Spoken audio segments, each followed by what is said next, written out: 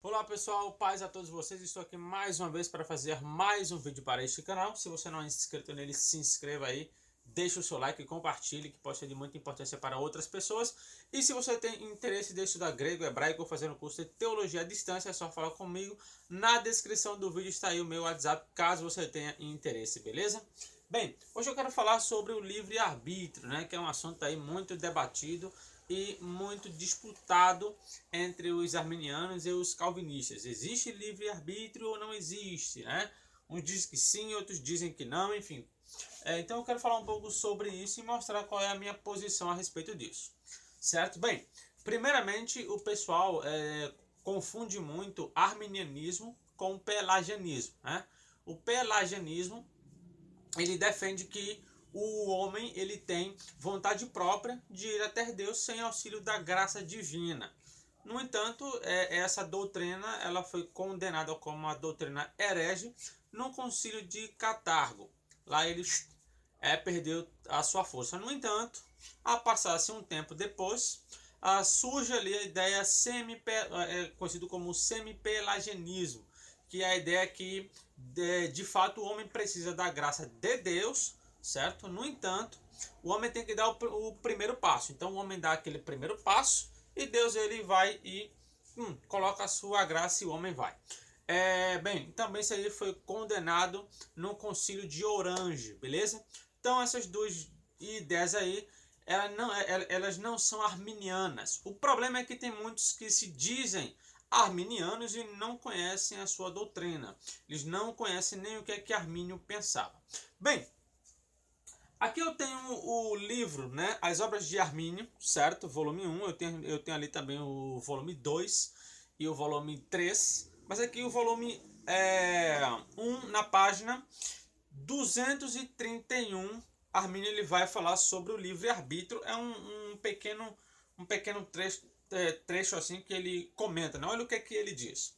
Esta é a minha opinião a respeito do livre-arbítrio do homem. Em sua condição primitiva, tendo vindo das mãos do Criador, o homem foi dotado com uma porção de conhecimento, santidade e poder para capacitá-lo a entender, estimar, considerar, desejar e fazer o bem de acordo com o que lhe foi dado como missão. Isso aqui no homem, quando o homem ele foi criado perfeito, né, em sua condição inicial. Daí ele continua. No entanto, ele não podia realizar nenhum desses atos. Olha só que ele diz. Ele não podia realizar nenhum desses atos, exceto com o auxílio da graça divina. Mas, em seu estado de descuido e pecado, o homem não é capaz de pensar nem querer. Olha só, então Armínio, ele diz que o homem, quando ele cai, ele não é nem capaz de pensar, nem querer, ou fazer por si mesmo o que é realmente bom, pois é necessário que ele seja regenerado e renovado em seu intelecto, afeições e desejos, e em todos os seus poderes, por Deus em Cristo, por intermédio do Espírito Santo, para que possa ser corretamente qualificado para entender, estimar, considerar, desejar e fazer aquilo que realmente seja bom.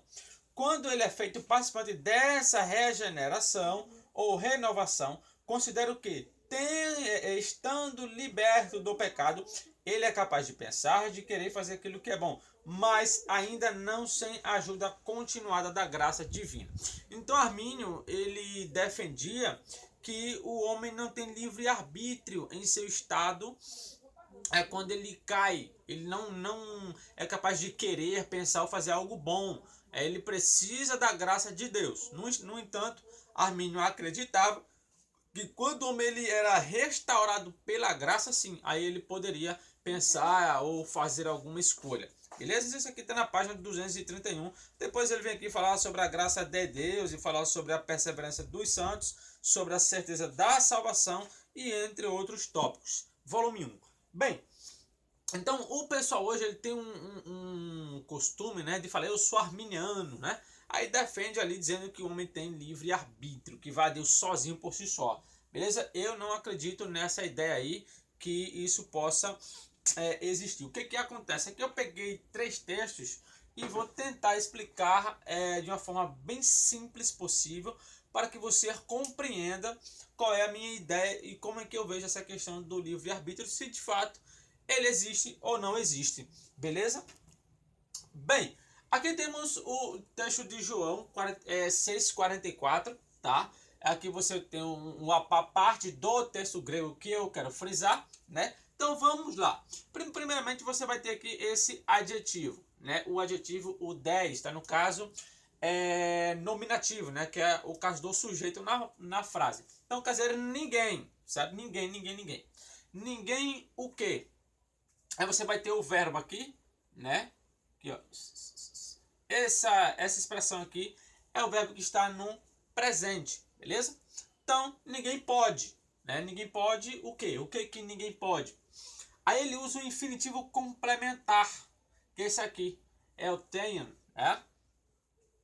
Dando a ideia de complemento do verbo finito, certo? Então, ninguém pode vir, a ideia de vir, né? O que acontece aqui? Você tem o tai, né? Que é a terceira pessoa do singular da voz passiva, beleza? Ninguém pode vir, mas ele é um verbo depoente, né? Depoente é aquele verbo que vem na voz passiva ou média, mas ele tem significado de voz ativa. Ele é chamado de verbo defeituoso na língua grega. Então, ninguém pode vir. Aí você tem a preposição, né? Você pode traduzir aqui como ao para, ninguém pode vir a. Você tem aqui o pronome mim, né? Ou para mim, certo? Aí ele usa uma conjunção condicional, certo? Se. Aí ele diz: ninguém pode vir a mim. Ninguém pode vir a mim se pater. Aqui tem um artigo, mas eu esqueci, tá? Mas tem um artigo aqui nominativo, né? Se o pai, pater, né?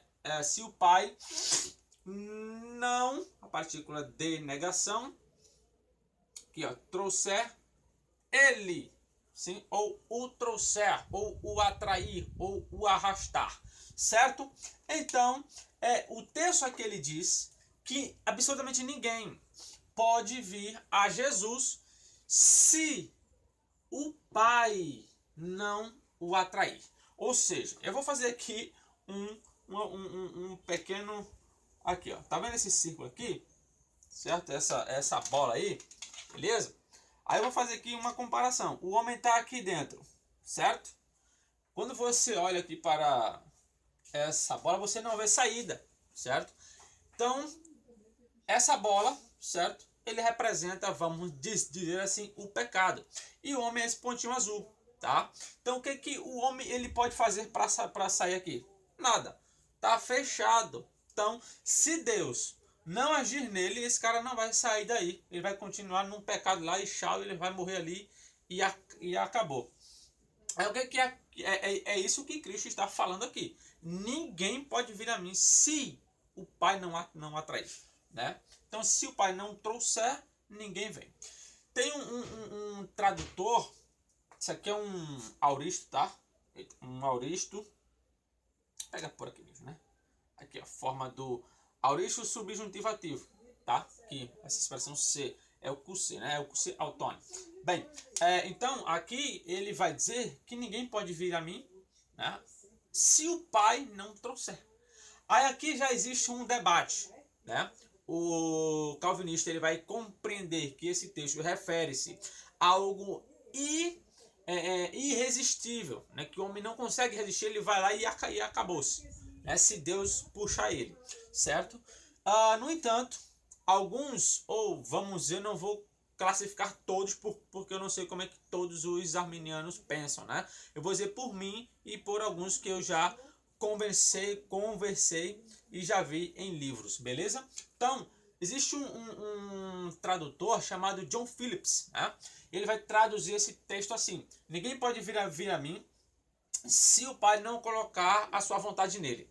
Ele diz que isso aqui, essa expressão aqui, ó, está ligada a algo de dentro do homem. É como se fosse o desejo de Deus sendo colocado dentro do homem e ali o homem começa a ter desejo. É como se o homem tivesse nesse círculo aqui e Deus fizesse isso aqui, ó. então o homem ele pode sair, certo? Então, segundo John Phillips, ele vai dizer que a partir disso, quando Deus mostra a sua graça ao homem, o homem passa a ter vontade de sair desse círculo, que é o pecado. Então ele sai. Então quando ele sai daqui, ele não está mais no pecado, ele vai até Cristo, e Cristo leva, num caso, Deus leva ele a Cristo, né? E Cristo leva ele a Deus de novo, né? Então, essa seria a ideia, né? Agora ele diz que não é algo irresistível, certo? É algo que pode ser resistido. Isso segundo a ideia de John Phillips, que é um tradutor do Novo Testamento. Então ele vai entender que esse arrastar, que esse puxar, tem a ver com algo interno. Colocar a vontade naquele coração, e dali em diante ele tem o seu livre-arbítrio para escolher vir ou não. Se ele vir, ele só veio porque Deus agiu nele. E se ele não vir, é porque ele também tem a outra natureza que vai bater de frente com o seu espírito, né? Como diz, né, a carne luta contra o espírito, é uma guerra ali. Você tem a vontade de fazer uma coisa, mas a sua carne quer fazer outra, né? Então essa seria basicamente a ideia que eu acredito. Beleza? Bem, e outro texto muito bom é Filipenses, né? Filipenses 2,13, né? Que diz que é Deus quem opera em vós tanto o querer quanto o realizar da sua vontade, né? Porque a Bíblia judaica do Novo Testamento, essa Bíblia aqui, judaica do Novo Testamento, ela fez uma tradução bem interessante de Filipenses 2,13. Ela diz assim, ó: porque Deus é quem lhes concede a disposição e a realização do que lhe agrada. Ou seja, se o homem ele tivesse livre-arbítrio sozinho para ir a Deus, para que Deus tem que colocar à disposição num homem para fazer a sua vontade? Ficaria sem sentido, né? Então ele iria lá sozinho mesmo e iria resolver, né? Ele iria fazer a sua ação de ir até Deus. Certo? Então, Deus, ele que coloca a vontade no homem, certo? Só que a diferença é que dentro da visão calvinista, isso é irresistível. E a arminiana não, ela já é resistível, né? Quando Deus coloca a vontade num homem, ele começa a pensar sobre as coisas boas, porque Deus colocou ali a vontade nele. Daí é que surge a sua escolha dele ir ou não ir, tá? Então, essa seria a ideia. Um texto que poderia ajudar ou a entender melhor o que eu estou falando aqui sobre João 6,44 é esse texto aqui, ó. Esse texto de Mateus 16 e 24, né? Você vai começar com uma conjunção, né? A conjunção condicional, né? Se, né? Se alguém, aqui, ó, o pronome indefinido, né? Tis. Tis. Se alguém quiser, né? Terceira pessoa do presente, né? O presente do indicativo ativo. Se alguém quiser. Quiser o quê? Aí vem aqui, ó.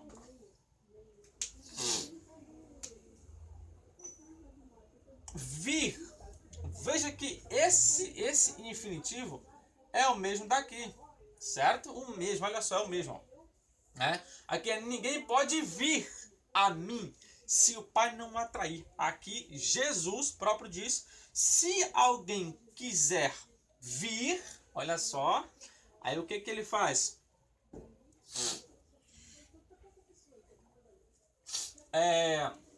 Se alguém quiser vir após mim, advérbio, né? E o pronome. Se alguém quiser vir após mim, o que ele faz? Olha o que ele vai fazer aqui, ó. Negue-se.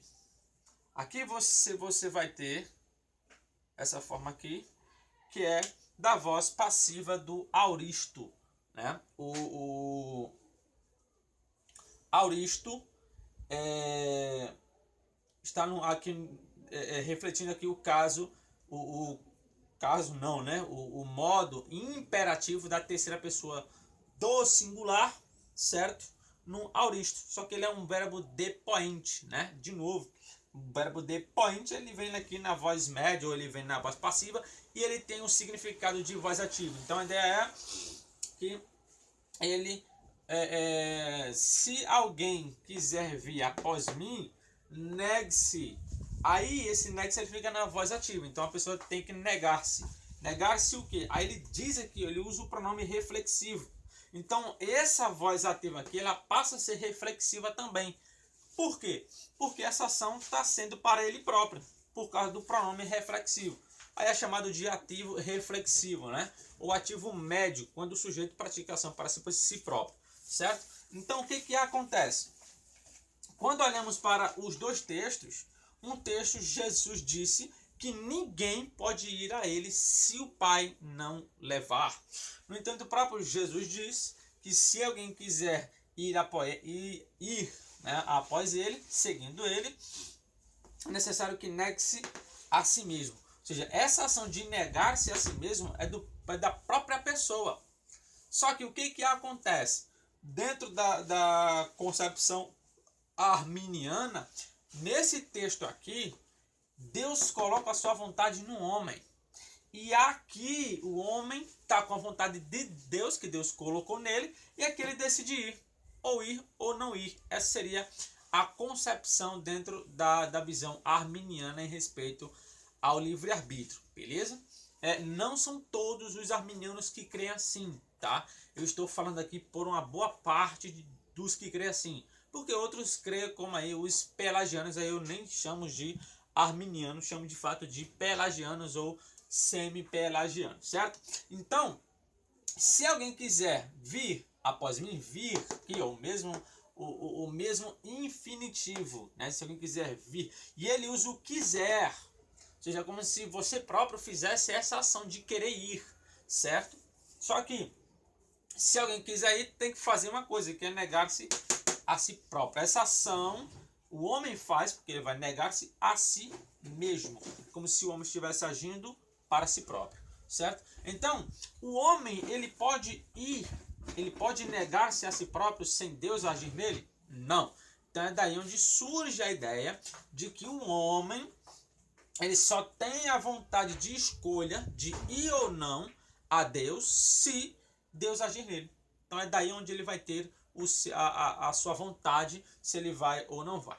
Eu quero deixar aqui uma coisa clara, que é o seguinte: o pessoal, às vezes, eles confundem uma coisa, que quando ele fala assim, Deus é soberano, né, o homem vai resistir Deus, né, se Deus quiser, ele não precisa de que alguém escolha nada, ele vai lá e faz e pronto, e acabou-se, certo? Eu acredito nisso, que se Deus quiser fazer, ele faz. E pronto, mas também eu acredito que Deus, ele coloca aquela vontade no homem, só que não irresistível, né? Mas que o homem pode resistir. Mas, claro, o homem só resiste porque ele colocou ali uma quantidade que o homem possa resistir ou não, certo? Então essa é a ideia que eu creio dentro desse assunto de livre-arbítrio, beleza? Se você não concorda comigo, não tem problema. Estamos aqui em uma democracia teológica, né?